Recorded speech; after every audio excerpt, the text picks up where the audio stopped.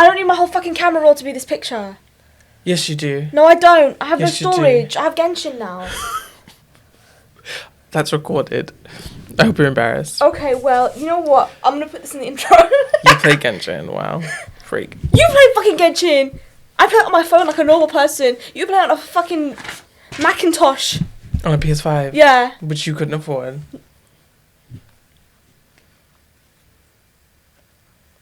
Happy Halloween! Welcome to the Halloween episode of Literally Dead. Also our second episode. What great timing is that? I can't believe we made it past one. I love it's like, oh, perfect timing. Like, you know, second episode, Halloween. But we waited like 3 months to record our second episode. We should only do events episodes. First we did Pride, then we did Halloween. What are we doing? Christmas?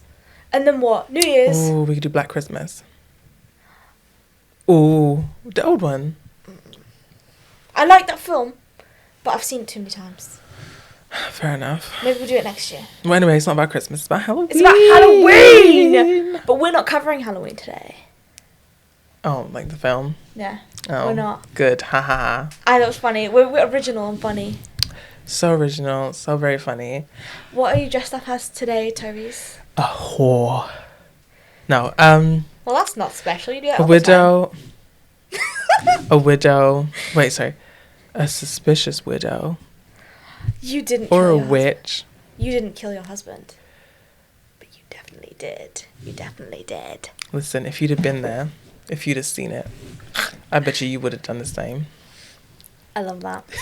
What are you dressed as? No idea. I'm Billy the Puppet from Saw, but it's a very low effort costume because I'm reusing like my clown costume with different makeup. And fun fact about me, I actually don't like Saw, and I've only seen the first one. But I thought the puppet was cool, and I'm very cute, so I You also thought it was easy. Let's be honest now. Some of us are functioning depressors. Presses? Depressants. I don't know what I am, but I know I spend most of my days in my pajamas. So this is a step up. It's like, I'm actually wearing pajamas. Oh, so you didn't even get dressed. This is just how you go to bed. Listen. It's comfortable. It's damn cold, but it's comfortable. It's very hot in the studio anyway. So Oh, it's very warm. It's very warm. Yes. But yes, happy Halloween. Happy Halloween. Are you feeling Halloweeny? You know what? Yeah. I've listened to a lot of Halloween music. I like that. Yeah. That's very good. I'm also Halloweeny. I bought loads of fairy lights, as you can tell. And I've been showing my mum loads of horror movies that she gets too scared at. And we rewatched Wendell and Wild with my little sisters, and it was very good. That's good. I like that movie. You know what I rewatched recently? It's so good. What? Phantom of the Paradise. I've not seen that one. I forgot how fun that is. It's got oh no, I forgot her name. I don't know her name. The actress from Suspiria. Oh, okay. Is it another Giallo film? Oh, I don't know. It's like Italian slasher type, basically. No, I think it was. Oh, favorite Halloween film. Favorite Halloween film? I know we should talk about the film that we're going to talk about today, which we'll get to in a moment. But what's your favorite Halloween film? Come on. So it's like Halloween themed. The thing is that with Halloween films specifically, I think kids horror does it a lot better than like adult horror because it gets the vibes right. There's like potions and pumpkins and leaves falling everywhere and sweets and costumes. So I'm gonna say Hocus Pocus. Oh, that's the good one. I quite like Hocus Pocus. I'm sticking with the kid vibe too. I like Halloween Town. I've not seen that one. So good. Okay. So good. I watch it like when it's not October. I'll be watching it in June. It's so good. Maybe we should watch that today or tomorrow. We will. That'd be cute. I also like Don't Look Under the Bed, which not seen that one everyone. either. Not everyone knows about that one. Traumatized me as a child. It's about the boogeyman. Oh, foreshadowing. Oh. But it's about the boogeyman. It's very unusual. It starts off very like kiddie, like, oh, this is interesting. And then it just like takes a weird turn. It just like really twisted me as a child. Yeah. That's fair enough. As a child, I was really afraid of the movie Corpse Bride. Yeah. That movie scared the shit out of me as a child. Why? Because I didn't like the fact that he was walking around the forest and then suddenly he's doing his thing and he puts a ring on the dead woman, but he thinks it's a twig, and then she fucking grabs him and follows him in this woods, and it's scary. Yeah. I rewatched it like last year. Finally, I refused to watch it after I got scared. And so I rewatched it last year at the age of 21. Were you still scared? No, it was boring. I thought it was so boring. To be fair, a lot of the film is really boring. I can't lie. When they're on the ground, Yeah. it's really good. There are some really beautiful scenes, like the piano scene. So beautiful. Yeah. Yeah. But anyway, about the film we're doing today. What are we doing today? We are watching the 2023 Stephen King, The Boogeyman. The Boogeyman. A tried and true tested fable. Everybody knows. Come on. A Boogeyman story. The Boogeyman. You ever seen The Boogeyman? No, because I'm visually impaired. Why you keep getting me every episode? I'm just like, hey, here's this thing, and you're like, blind. What can I say? What can I say? But yeah, okay. So I have a spoiler-free synopsis of the movie, if you want. come on. But I just want to mention quickly while I'm getting this up that there are many films based on the Boogeyman. Not all of them are called the Boogeyman. Fun fact: Halloween, Michael Myers movie, is also based around the Boogeyman. Oh shit! Yeah, I didn't even know that. He was inspired by the Boogeyman. So that's a fun fact for Halloween. So spoiler-free synopsis. A family grieving the loss of their mother is targeted by an evil force that comes out of the closet at night. And after this point, we will be talking about spoilers in the whole film. Yeah. Now I gotta say with this one, we did say in our first episode we wouldn't just do queer horror, that we would do other stuff too. And that sounds ironic because we were talking about closets. True. To be honest, this is a queer film. It's about a monster in a closet, and if anyone knows anything about battling monsters in closets, it's queer people. It is. Yeah. It is. But unfortunately, this is, as much as it is gay, it's actually not gay. Yeah. There's no gay people, but we know. Yeah, we know. You know, actually, the Boogeyman's gay. Okay. Didn't know that. But there you go. Fun fact for Halloween. And essentially, the part of this film is he comes out of the closet. Of the closet. To eat children. To eat children. Okay, but let's not perpetuate the gay man being nonsense. He's not nonsense. He's just cannibal. It's weird. Oh, we'll get to it later, but go on. Have you seen the movie Monster in a Closet? No. It's not gay, but it's so funny because there's this monster that comes out of the cupboard and he goes with a hand. And my mum showed it to me, and my youngest sister was like terrified of it. But now sometimes she runs around going, "Can we watch Monster in the Closet?" Oh, that's cute. Is it aimed at kids? No, it's really bad. Is it an older film? It's like from the 70s. Oh, okay. It's so bad. But we should cover that sometime. That's so good. We should. Oh my God. So just stop talking about other films. Let's talk about the film we actually watched. Right, go on. What happens first? Oh, The Boogeyman. Oh, okay. I had to actually write down, you know what? Because in the first episode we did, we couldn't remember a single character's name. Although we remembered Marcela. And by that I mean you remembered. Because she was fit. Yeah. But this time I wrote the main character name down. Also, it's a very easy film because there are literally only like 3 main characters. Yeah, and I just refer to the dad as the dad. Or the doctor. Or the doctor. Dr. Harper. Oh, I didn't write that down. We've got the main character, who is the older sister, Sadie. Yeah. We have got her younger sister, Sawyer. That is such a fucked name. We love all names, and if that's your name, so sorry. If that's your name, I'm also sorry, but not for that reason. And we've got their father, Dr. Harper, the therapist. Hartman, I thought it was. Was it Hartman? Yeah. No. Yeah, because... Refuse. Rebuke it. Anyway. His name was Harper for this episode. At least his name wasn't Sawyer. Sawyer. Okay. So, the film opens up with a scene of a baby crying in its crib. It's very unusual. We see the door, becoming ajar, and the voice of what seems like the baby's father talking to it. The baby starts crying, but the voice keeps reassuring the baby, "Oh, it's me. It's Daddy. Stop getting so riled up. Yeah. It's just Daddy. It's just Daddy." And then it goes, "It's me." And then blood splatters, and we assume the worst. That baby's dead. Baby's dead. Baby's dead. It's a dead baby. It's an interesting way to open. Dead baby.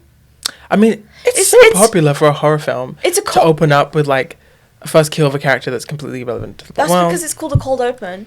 So it's completely, like, it's related to the plot, but it's not really related. Basically, it just kind of sets the tone for the film because it gets you in the mood for the horror, but then also, I think it's a really good tool because it gets you in the mood for the horror, but it also gives you a little bit of room so where you can do stuff that's a little more exposition-y, a bit more getting to know the characters, that kind of thing, and that's usually not the most interesting part of a film unless you do it really well. Yeah. Most people go to see horror because of the kills, and so I think, personally, I like them as like an editing tool, because, you know, it wets the palate. It does. Yeah. It also just gets you excited immediately. Yeah. Because you're thrown right into the action. Absolutely. But yeah, the baby's dead. Baby dead. Baby gone. Baby gone. And then we follow, is it Sadie, looking through her mum's closet. Yeah, we're very confused, but it's very obvious. Performance-wise, done perfectly. Yes, performance is very good. So good. You instantly understand, oh, she's lost someone. Mm. She's going through the closet. She's, like, looking at the clothes longingly. She, like, picks one, this yellow dress. It's very significant. So ugly. I thought it was cute. It's so ugly. Listen, it's not my drag, but I respect it. It's like 1950s housewife gone wrong. Without the petticoat underneath, so it's all flat and everything. Well, it was a nice little summer dress. It was a dress. It was certainly a piece of fabric. Fabric. She pulled it off and she sniffs it and she takes it. And then we cut, you know, we see the father, we see the youngest daughter, The father's currently in a therapy session. He ends it because he has to take his daughters to school. We see them all getting ready. And then... That's an early therapy session, though. That's like 6 a.m. to like 7 or some shit, right? Yeah. Like, I could not be fucked to get Maybe off they the were session. starting a half day. I don't remember. Because, like, they had been off school for a month because their mother died. Spoiler alert. No, it's not spoiler. We just said that. The mum... Oh, yeah. Sorry. No, the mum's dead. Baby dead, mum dead. But Sadie, the older sister, comes down wearing her mother's dress. Lovely summer dress. Ugly summer dress. And the father is at the bottom of the stairs and he sees her and he stops and he freezes. And then she's like, what are you looking at? Like, if I walk downstairs in my dead mum's dress, I think my dad's gonna have a reaction to that. Yeah. Like, what? Why is she acting like she didn't do anything? Yeah. Your mom's been dead for a month. You come down in her dress, which there's no problem with that. It was cute. It's fine. The attitude to the dad, like, what were you looking at? Like, what? I can understand why she did it. I'd do that, but like at the same time, you have to expect people to have a reaction. Yeah. Yeah. And then she goes to school. She goes to school. Both of them do. Oh my god, yeah. And she talks to her friends at her lockers. Her friends, sorry. Her friends are awful in this film. And the thing is, even the one friend that's redeemable is a pussy. It's not just that, but the fact that she hangs out with such terrible people. Yeah. They have a group of friends. There is obviously Sadie, our oldest sister, our main character. There is her best friend, who is the nicer friend. Yeah. And then there are like 3 bitches that hang out with them. And even though her best friend is nice to her, her best friend also hangs out with those terrible girls. Who openly hate her. And bully her. Literally, like, one of the girls like, move on after a month. What? Is it really okay for you to be wearing your dead mum's dress? Like, that makes it really difficult for you to move on. Shut the fuck up. And then in an accidental back and forth. Accidental. She does like pour like a month-old rotten lunch all over her mother's yellow dress, and she has the nerve to laugh. The blonde bitch, we'll call her that. The blonde bitch. She was the worst in the friendship group. I wanted her to die the whole movie. She doesn't. Spoiler alert. And that is why I give this movie a 1 star. One thing would have made it better. If she died. If she died. So essentially, we get to meet her awful bitch ass friends. And then the day ends early, and we end up with them at home. Yes. And this is when we bump into the father of the dead baby, right? Yes, because he comes for some therapizing. Yeah. Some therapies. Some therapons. The lighting in this film is weirdly dramatic all the way through. Mm-hmm. I think it's like, beautifully dramatic. It's very, but it's like she's in school, like walking around, and it's like, bam, dramatic. There's a lot of like really cool light. Like, I mean, even in one of the like first scenes, I think before even they go to school, I can't remember. Yeah. The younger girl, she has this glowing ball. It's like a moon or something, and she's obviously very attached to it. She sleeps with it, And we see... It's so cool. Sorry, it doesn't need it doesn't look like it has a charging port. It's not corded to anything. She can fucking roll it around. She kicks it at one point. Like, there is this like wonderful scene right at the beginning. It's so fucking cool. Where I want a moon ball. She looks at her closet and it's completely black. It's like terrifying. And she's looking into it, very ominous, very scared. And she puts the ball on the floor and she rolls it forward and it rolls into the closet, illuminating it. And it's like scary. It's so tense, but it's so beautiful looking. Yeah. It's so beautiful looking. Well, the scenes with the moon ball light is like some of the best in the film. Lighting's like one of the best. Especially visually. I wish they'd used it more, even though they do use it a fair amount. They use it a good amount. I think that maybe, I don't know, maybe it's because I'm not interested in Sadie's storyline so much. I think if they used it anymore, it would become a character in itself. Yeah, maybe that's what I wanted. You just wanted it to be the character. Well, I think maybe it's because I wasn't really interested in Sadie's story. Like, I've seen it before. Your mum's dead. Move on. Yeah. What? Have you seen Talk to Me? No. Okay. Well, I'm not going to tell you anything about it. And if you haven't seen it, go watch it now. I think it's coming on Netflix. It's on Netflix. Yes, it is. Oh, there you By go. the time this is out, because it's coming out on Netflix in 2 days. Oh, yes. Go and watch that film because that one is terrifying. But I thought it handled the whole mourning thing a lot better than this film did. Yeah. But that's why I was really into the scenes with the little kid in the moon ball because I thought that was so visually interesting and so different from even Talk to Me and you know what I mean. Yeah. And I found that really like enjoyable. And the child acting is actually pretty good. And I'm not usually one to forgive child actors. I'm very mean to them. Mm-hmm. A lot of my notes are just hating that blonde bitch. Oh my god! Fuck that bitch! Alright, I'll show my. It's like a burn book. My next note is, oh yes. So the closet at one point keeps opening even though they close it. And then I wrote, insert gay joke. Do we have one? Yeah, we do. You. Yo, bitch! Fight you. I hate you. Okay, well, my personal life aside, the closet like slamming and stuff was alright, but it worked well because it like made things really tense because you knew something's there all the time. Like there was like, are you gonna open this cupboard? No. No, we're not. You gonna close this cupboard? No. The lighting was so. I keep talking about the lighting, but there's a lot of scenes that didn't have much content. We'll talk about the father coming in for therapy. So essentially, the father of what we presume is the baby that died in the beginning comes into the doctor's office, and he asks to be therapized, as Dea said.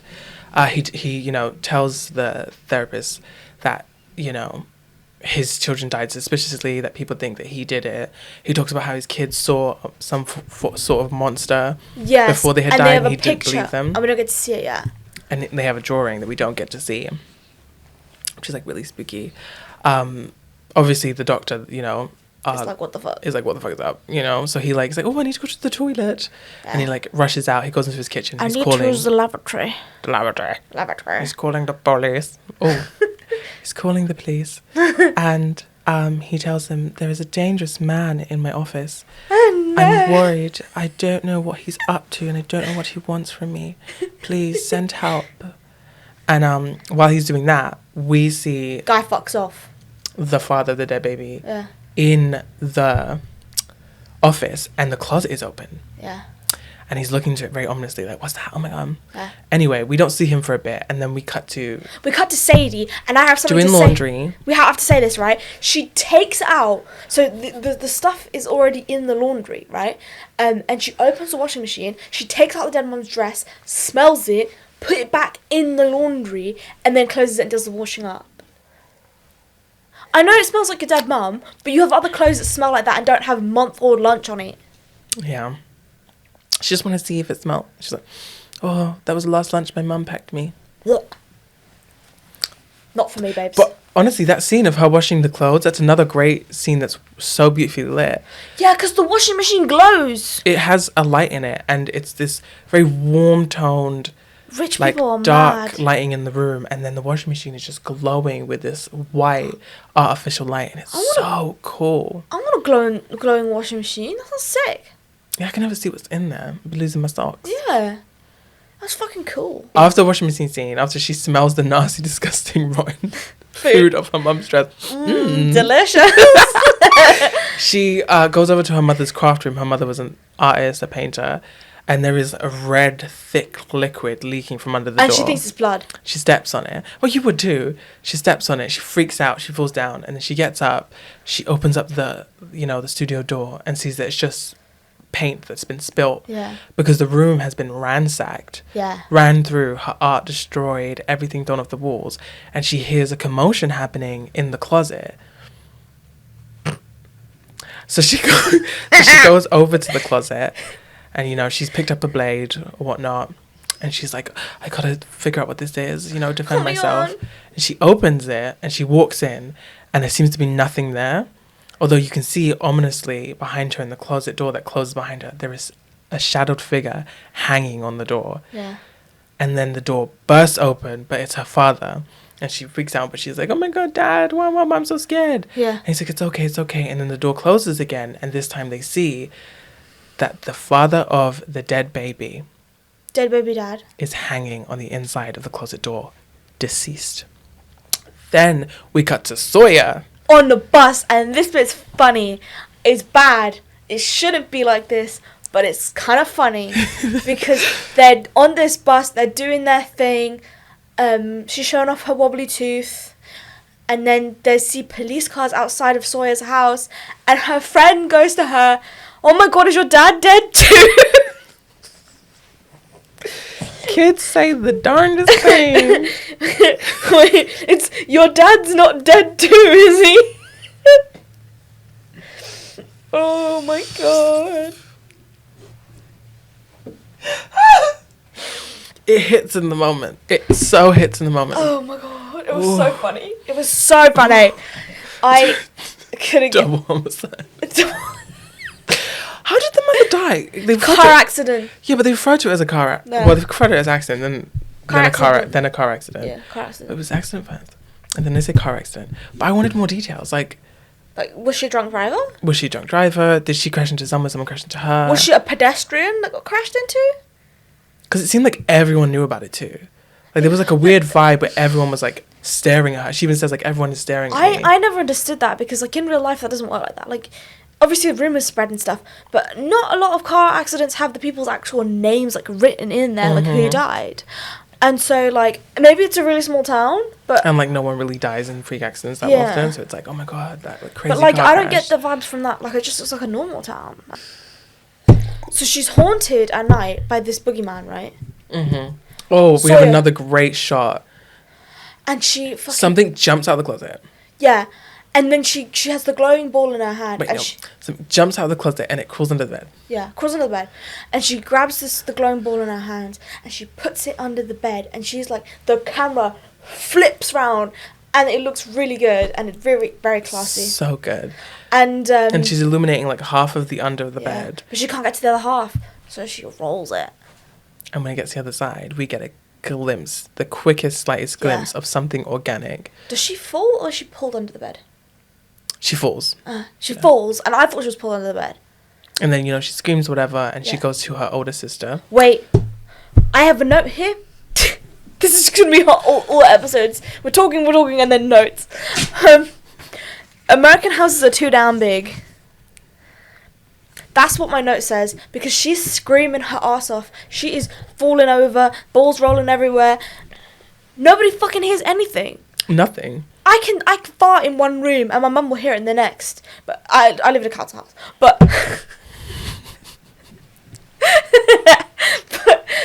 but how the fuck are these? Is it really okay that you can't hear anything that's happening in another room in your giant ass house? Like, no. But you also know that they got money. Yeah, but I'd still want to, like, if they got robbed, they'd never know because they'd be in the other room. It's so true. Like, American houses are too damn big. It's too damn bad. Too damn big. Yeah, and she goes to her sister and she says, "Oh, I'm so scared. I saw a monster." Yeah, and she forgets the monster surprisingly quickly because she has a wobbly tooth. And her She's bleeding. Yeah, and she's breathing. Her sister's like, "Oh, what is that? Is it your wobbly tooth that's the culprit?" And then they just forget about the monster. And so they use the door trick, which is where you wrap string around the wobbly tooth, and then you tie the other end of the string to a door, and you close the door, like you slam it. We all know it. String around a tooth, horrifying. My sister, but it works. Yeah, I've seen it work. Oof. I'm thinking about it now. You know what? I'm gonna share a fun fact. I sometimes have an intrusive thought in which I get the repeated image of teeth being ripped out of the front of your mouth, and it always has the sound of like ripping the strings from celery. Ew, that's gross. So it's a fun thought. I've got 2 points Yes. Oh, a tooth sound. Yes. Speaking of your celery, tooth sound. The sound they use when they pull the tooth out was weirdly satisfying. Like, I thought that sound was so good. Whoever the Foley artist did a good job. I did. Sorry. Okay, and now they go therapy. Now they go therapy. And the therapist is fucking demonic. The therapist is so demonic. They start this therapy, and you know, the like finishing off a conversation. It's like, oh, what do you think happens to dead people when they die, etc. Dad's not in therapy. It's just girls. Like, the father is a therapist himself, but he refuses to talk about, and this is very important, but he refuses to talk about the issue of the dead mother with his children or his feelings, and he sends them to, even though he himself is a therapist and their father, he sends them to another toxic masculinity at its finest. His wife is dead, he's struggling, leave him alone. I'm not going to leave him alone. So it's demonic arts therapist, and the little girl speaks up and she says, oh, I'm seeing little monsters, and the therapist says, oh, that makes complete sense because you've lost your mother recently and you've just seen a dead man. Even though Sawyer didn't see the dead man, it was Sadie. Oh, she saw it being carried out, didn't she? So, yeah. I think it was covered, but still, yeah. For like a 8-year-old or whatever she is, it's very scary. And so she says, makes sense, and then she tries this like type of therapy where she gets a glowing red cube. And it's flashing. It's not even in the middle of the room. Glowing. She turns the blinds down, turns the lights off, and it's just this glowing red cube flashing, flashing, flashing. Even if what does happen is the boogeyman appears, and Sawyer, the little girl, sees it crawling on the ceiling, and then it, jump scares her. Yeah. But even if it didn't appear, that's so fucking scary. Why would you do that on a child? Especially for an 8-year-old. The room's like black and then red and then black and then red. What kind of therapy is that? It just sent her home worse. She pissed herself. She actually did. She did. I can't blame her. I'd piss myself. That just sounds scary. It was scary. So a therapist done traumatized little girl. Honestly, she almost did what? I swear Sawyer was more scared of that moment than she was at most of the times the boogeyman showed up. Any other time she pissed herself. Maybe it's because it's the first time. Well, I guess this is the second time she's seen it, but the first time is close and personal, right? I guess. I don't know. Maybe she just got used to it. I like that. And the next scene that I have notes for. Sorry, I keep being like, oh, the next scene is this, and apparently I've missed something, but maybe they weren't that important in the first place. The next scene I have notes for is when the Sadie goes into her dad's office looking for information on Lester Billings, the guy whose baby died. Yeah, killed Lester. Himself. Well, he didn't kill himself. Who was killed by the boogeyman in the closet. And my note just says, lock your damn office. Because that sounds like a privacy violation for your patients. Lock your damn office. Who not only has patients, but records your meetings with your patients who tell you and you have young children in the house. Personal, vulnerable information. And you've got young children in the house who could come in and have access to that. Why are you not locking your office? Why can your 16-year-old get into your fucking office? And find out about your neighbour's porn addiction. Literally, like, what are you doing? But yeah, so she finds the recording of the conversation with the dead closet guy. And she finds the drawing that his child did of the boogeyman. And she has to kind of sort of sketch it over the indentation of the drawing. So she doesn't get caught by dad. And the boogeyman is a sort of 4-legged creature. Alien humanoid type thing? It's very unusual. I can't lie, I couldn't make a full picture of it the whole time, which I thought was quite effective. Like, I didn't see him the whole time. Yeah. It was really effective in the different levels of light, too. Yeah. it's just quite interesting how it's the same thing every time, but the amount of lighting and the placement of the lighting altered the way it looked so much. But I thought it was really good because, like, throughout the film, right, he's very present. He's always there, but you don't see him very often, but you see just enough of him so that you feel he's there.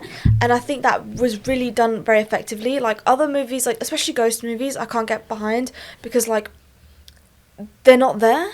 Yeah. And there's no physicality to them. But this one, even though it's CG, the physicality, like the sounds they use, the light they use, very well done, I thought. So good. Yeah. And, like, I don't...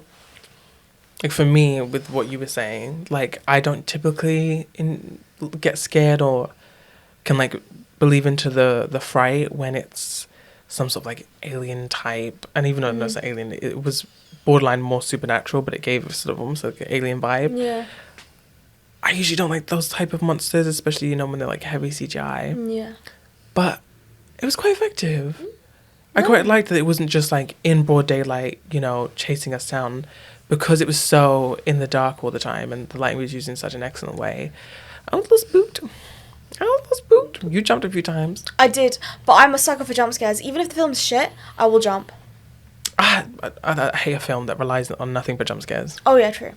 This one has a few, but it's People not are like, oh my like god, that film everything. is so scary. It's like, no, it just goes boo a million times. Like, I can jump a million times, but if I'm not thinking about it afterwards or feeling anything, like, that's not a scary film. Agreed. So she leaves the office. Sawyer, she says she's talking to her dad or sister. She's talking to her sister, and she's like, oh, I'm trying not to die right now. Like, they're like, how are you? And she's like, trying not to die. And then she gets up out of the covers and she just fucking starts walking around the house after creepy noises with the fucking ball in her hand. Because she can hear her sister, like, calling her from a distance, but it's actually the boogeyman mimicking the sister. Yes! That's what's happening. And the sister comes out of the office after her newfound information, now knowing what the, you know, dead closet man said to the doctor before. And then Sawyer beats the shit out of Sadie. Sawyer, the, like, 8-year-old or whatever. Beats the shit out of a teenager. She knocks her on her butt. She knocks her on her butt. And I wrote strong ass kid in my notes. Sadie eats shit, man. Come on. This is why she wasn't scared of the boogeyman. Sawyer could have handled it if she was on her own. It's her family's dragging her down. Yeah, she pissed herself once, but she could beat the shit out of Boogeyman. She cares. Sawyer wins. Sawyer wins. But yeah, so the sister, you know, falls on her ass and she drops the drawing of the boogeyman, and Sawyer, the little girl, sees it, and she's like, and then, like, Sadie's like, is this the monster you've been seeing? And Sawyer's like, yes, it is, bitch. And it's like, oh damn, but she doesn't fully believe her. Yeah, even though it's like.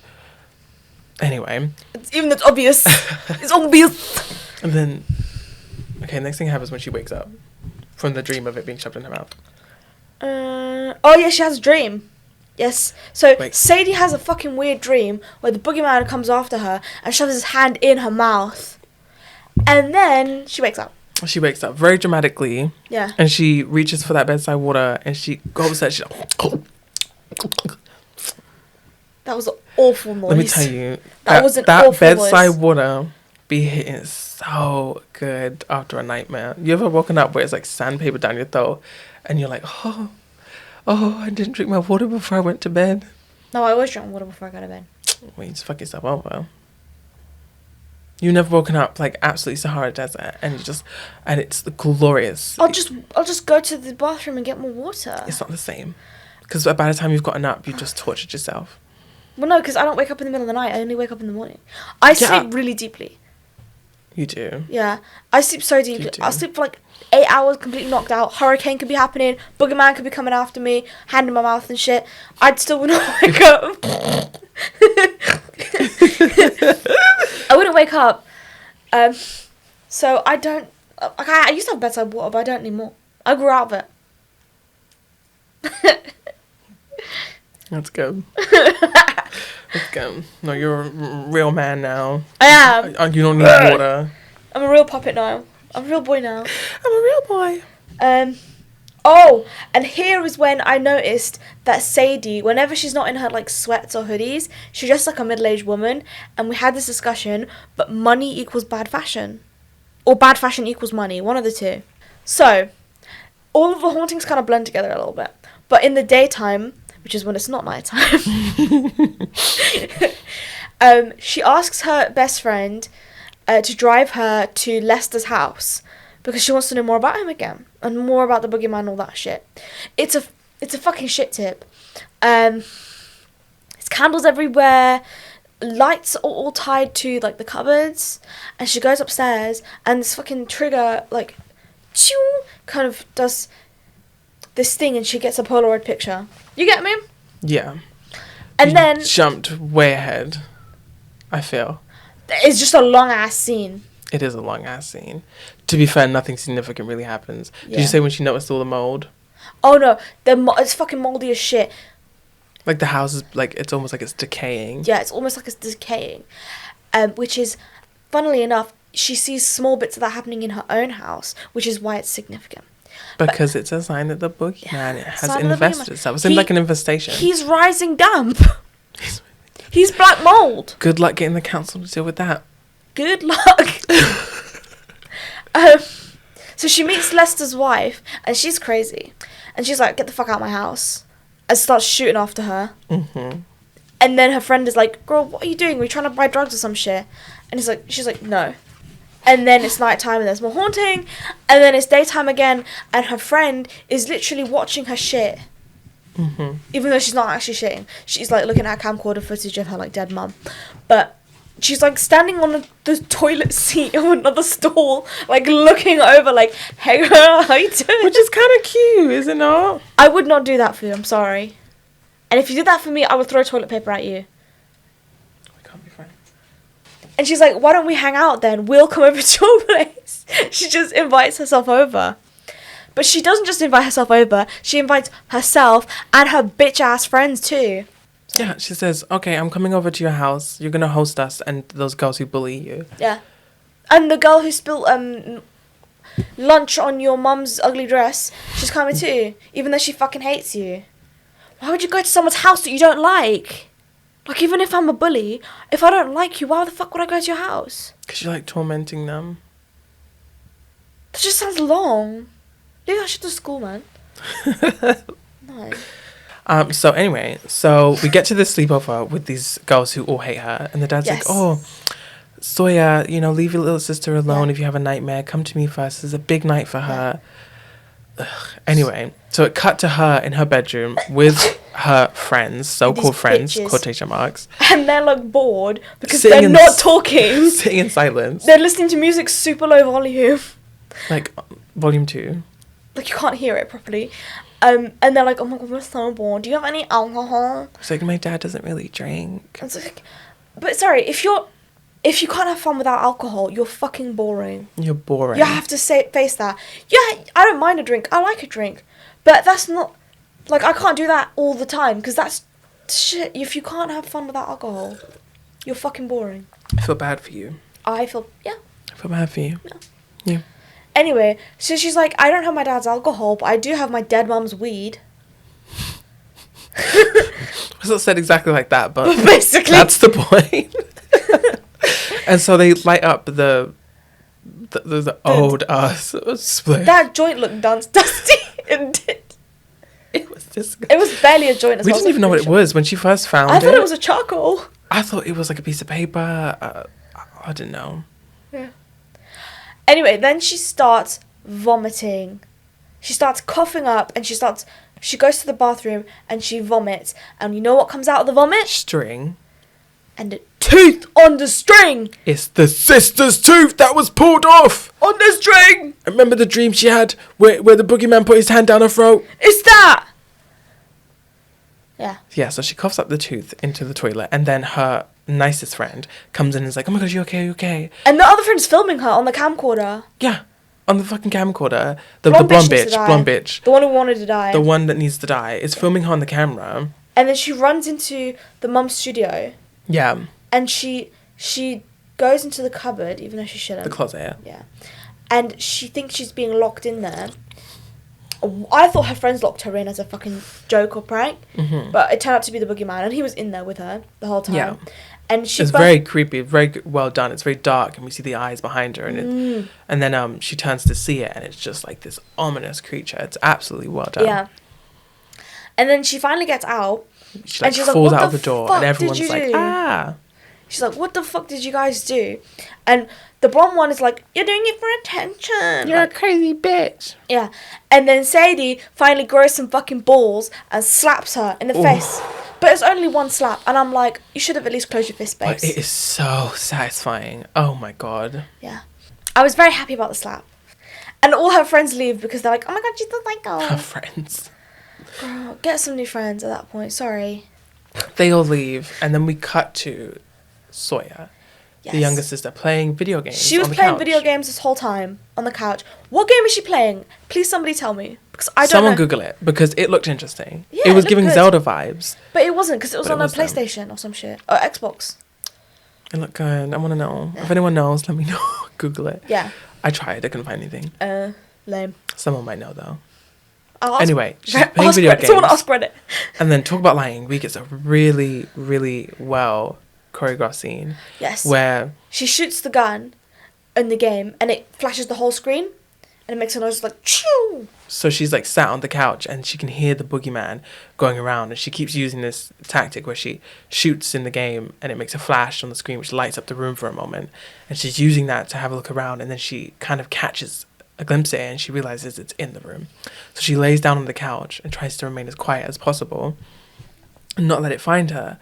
But then what happens is it gets very quiet, so she thinks it's possibly gone, and she starts to look around.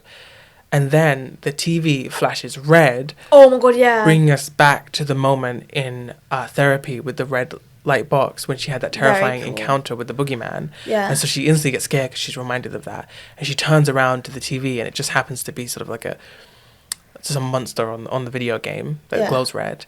But then we see above the TV is the boogeyman illuminated by this red light, He's like a staring dark her dead in the shadow. face.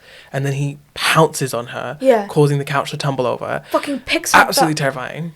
picks the bitch up and throws her into the TV. Dashes Like that it's- bitch like into the it's- flat screen. It's WWE, babes. It's WWE. With children. She goes flying into that TV. And she breaks it. Oh, my mum would have killed me. But luckily, her mum is dead. And her dad brings her to the hospital. They all. So the whole family, the father and his two daughters, are in the hospital. Obviously, Yeah. Sawyer's in the hospital bed, and she wakes up, and Sadie's there for her and says, "Oh, it's okay, it's okay, it's okay. I got you. We're safe now." And she says, "I believe you. I believe you." Yeah. Finally, fucking hell. Finally. And she confronts the dad because the dad's fucked off into this like spare room, and she's like, "I'm gonna sort your problems out because you're a bitch. Because you won't talk to us." She literally says that word for word. And she gets a text, or was it a phone call? She gets a phone call from the crazy lady who lives in the crack house. Yes, the mother of the baby that died at the beginning. And so she goes back to the crazy crack boogie house, the boogeyman crack house. And anyway, the woman's there, she's explaining to her, I figured out a way to like kill the boogeyman. And she leads her into the sort of bedroom, and she shows her the wall, and there are wires set up on the ground attached to guns Yeah. in the wall that are going to shoot like 20, 30, maybe 50 rounds once the string is sort of tripped over. Yeah. It's a tripwire. Girl, why don't you say it's a tripwire? It's a trap. But then the boogeyman crack house woman grabs Sadie and handcuffs, she zip ties her to a pipe in the wall. And Sadie's freaking out, like, what are you doing? And then obviously the boogeyman crack house woman says, oh, I need something to lure the boogeyman here. And she's like, whatever. So she switches off all the lights, and it doesn't take 2 seconds before the boogeyman is there. He comes into the room. We can't see him because the hallway is pitch black. Oh my And God, slowly the candles start to be blown out. Yeah. And it gets darker and darker in the room until they're all blown out. It's a fuck ton of candles too. And then the boogeyman crawls in and approaches her slowly. And this scene just looked so good. I don't remember that scene this well, to be honest. I I thought it was such a good scene because visually, just the ominous monster, like, you know, the boogeyman creeping towards her, the lighting, the whole thing was just like. I think the lighting was good, but I just wasn't like I don't think it was that tense during that scene. I wasn't tense. I was just appreciating the beauty of it. Oh, okay. And it fucking fails. He gets shot up like 1,000,000 times and he still doesn't die. He trips on the wire. He gets shot up. He drops on the floor. The boogeyman crack house woman comes out, fires a couple more rounds into him. I think she should have put the fucking thing up against its head and went bam bam, you know. Yeah. But she doesn't. But she fires a couple rounds and then she turns. Grabs her and she falls. She turns to Sadie and she says, "Told you I could kill him." Yeah. And then immediately the boogeyman jumps up and attacks her. Yeah. But in a stroke of 1 in a fucking million chance luck, yeah, as she's tackled, she accidentally fires the shotgun, which shoots the fucking pipe that Sadie is zip tied to. And so Sadie can escape. Anyway, let's imagine that was a possibility. I guess it was 1 in a million. Yeah. Sadie runs out of the house, calls her dad, like, "Where are you? Don't go in the house." And Dad's like, "Oh, okay, I won't go in the house then." And he's like right out front in front of the front door. Too late though. He gets dragged inside. Yeah, by the boogeyman. And drops Sawyer.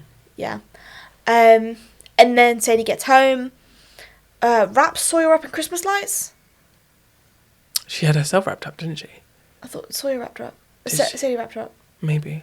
One of the two wraps her up in Christmas lights, and I thought that all Christmas lights have a setting where it's not flashing and pissing me off the whole time. I thought there was a steady setting. Apparently not. She has annoying Christmas lights, and I don't like them. Because, like, that's the way it is, not because it was convenient for the cinematography.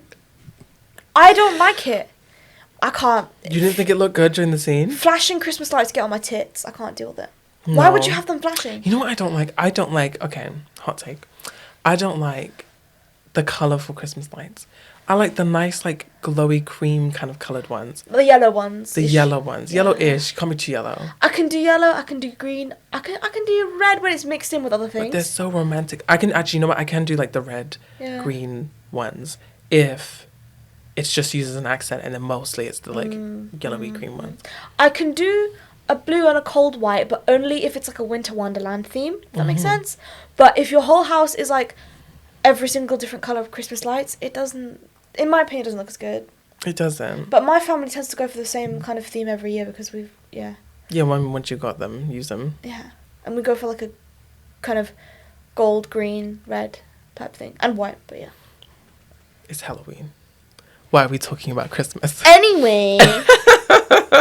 I'm sorry, we pretend we're not home on Halloween because we don't want people taking our sweets. That's what we do. We don't even trick or treat. You fake. Oh. Go on, you're drunk. It's blood. We picked red drinks so that we look like we were like spooky. I just like it because it's sweet. Are we spooky? Okay. Spooky. That's like our Halloween tradition though, the Alyssa's Secret video, right?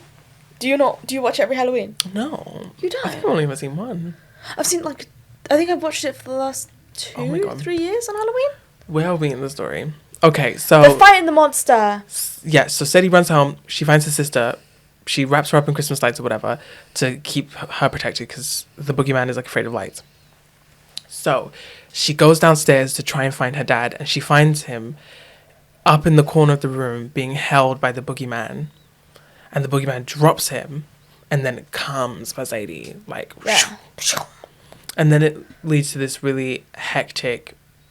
chase/fight scene where, you know, things are tumbling over, people are tripping, everyone's fighting the boogeyman, swinging things at the boogeyman. It's it gets a team crazy. effort Until the boogeyman is able to subdue Sadie. Yeah. And he has her on her back, and she's reaching for a splintered piece of wood to stab a hockey stick that she thought would work better than a fucking shotgun. And then a really cool physical thing happens to the boogeyman, in which its mouth opens incredibly wide in front of her face, and then two human hands come out like that.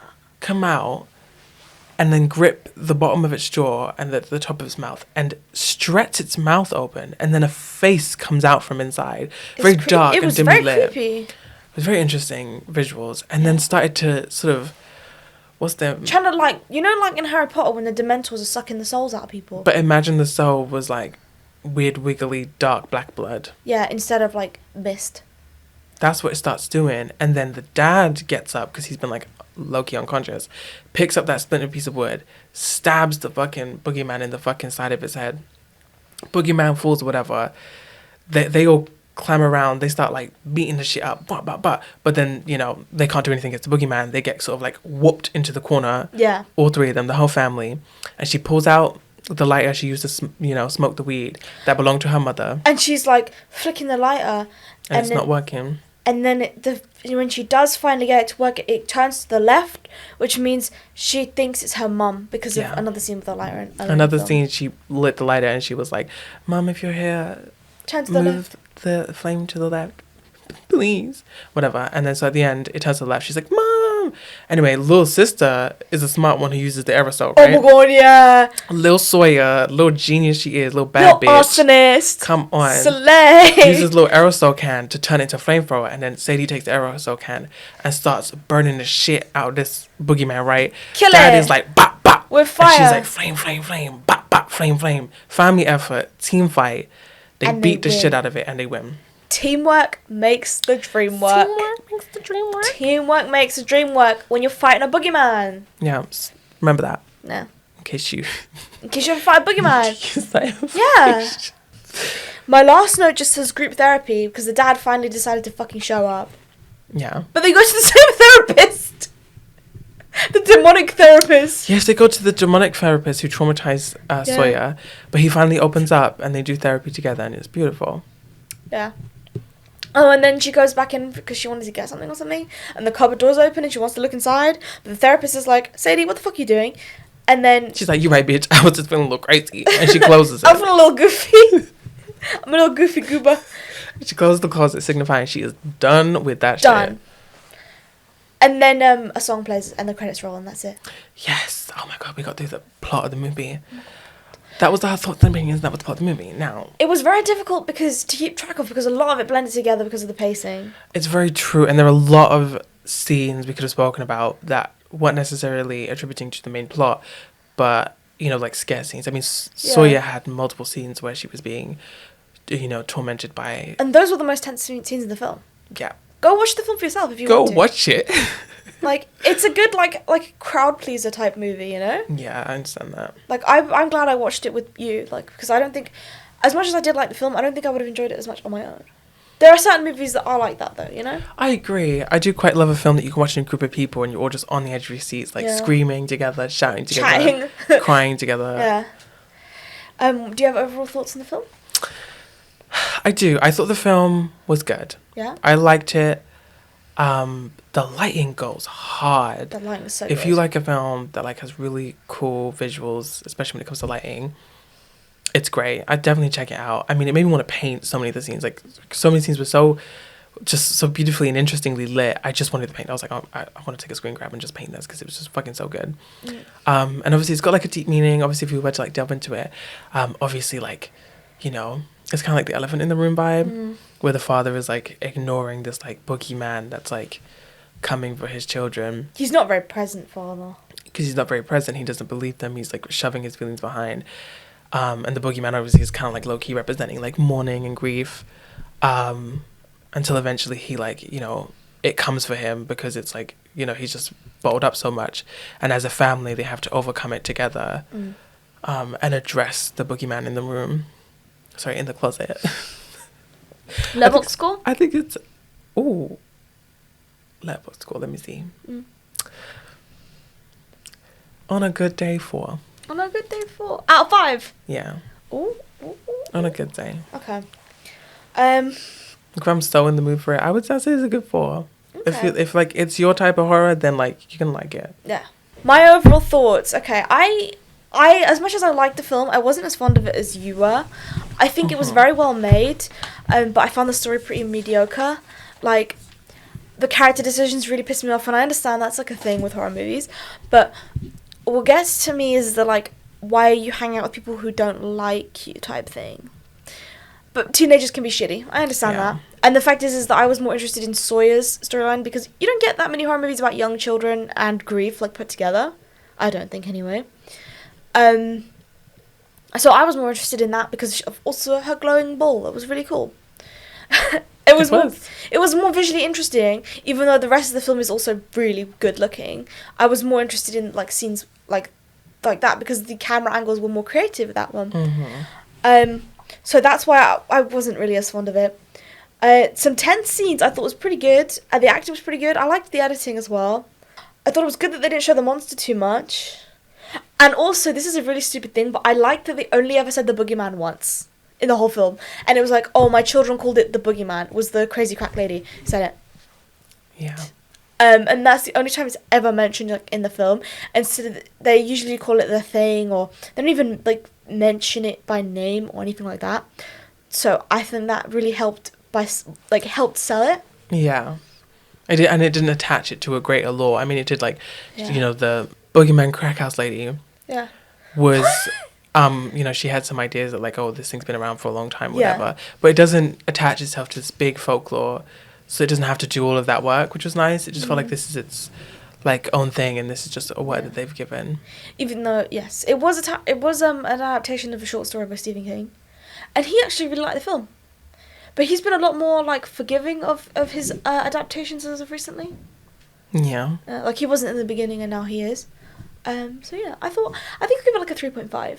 Maybe a 3 on a bad day, but, like, a 3.5. I said, like, a 4 on a good day. Yeah. That's, like, about an average score. Like, if I was really in the mood for it. I just think, I will say, like, it's not the most interesting plot. Like, it's not. Like, it's just, like, a monster that's trying to get you until it gets you. That's really it. And the monster's afraid of the light. Like, it's nothing really unique or special or new, but just visually and just the way that it's shown to you, I just think was just so fun and interesting. Yeah. It does that, It was definitely the more creative one. I think it was handled in the same way like a lot of other films, like a lot of other mainstream horror was handled. I wouldn't like it. Fair. If it was handled like The Conjuring or Insidious, I wouldn't like it. But I like it more because it's handled in a way that's fun and interesting. Yeah. Would I recommend the film? Yes, if you like Stephen King adaptations. Mm-hmm. And I guess if you're a fan of like A24 stuff, but you don't want all of the like subtext all the time, but you like the tone of it, I would do that. And also watch The Babadook if you haven't seen it. Babadook is good. It's also about grief. Well, okay, I want to ask one last fun question. You haven't said if you would recommend it. I gave it a 4 on a good day. Is that not a yes? Okay. I would recommend it. I'd recommend it to anyone, especially if you like creature horror, where it's like very like ominous, very like impending doom vibes.